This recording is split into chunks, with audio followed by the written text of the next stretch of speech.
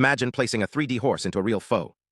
But instead of looking fake, it belongs, with natural blur that changes across its body. The head is sharp. The tail fades into the background. No camera settings. No depth maps. No calibration. That's neural lens, the first method to directly estimate blur from a single image, bypassing all the usual assumptions.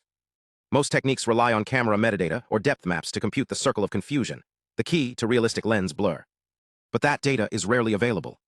Our solution: we train a neural network to predict the COSI map, blur values per pixel, directly from the RGB image. No depth, no calibration, just pixels. But here's the real challenge. When you insert a virtual object, how do you assign the right blur to it? It's not just about depth, it's about scale.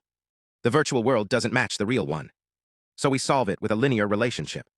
We use the real-world blur pattern to fit a model that maps object disparity to sign COSI. This lets us infer correct blur, even for complex, spatially varying objects, without any scale assumptions. And instead of traditional blurring, we use a neural reblurring network, trained to produce photorealistic bokeh.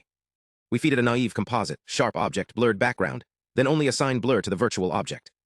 The network handles the rest: smooth transitions, no artifacts, natural edges. The results: in real photos and rendered scenes, our method beats the state of the art, both visually and quantitatively. User studies confirm it's indistinguishable from real photos. This isn't just about better compositing. It's about democratizing realism, making photorealistic mixed reality accessible to anyone, anywhere, with just a photo. No markers, no calibration, no depth maps, just one neural lens, seeing blur the way your eyes do.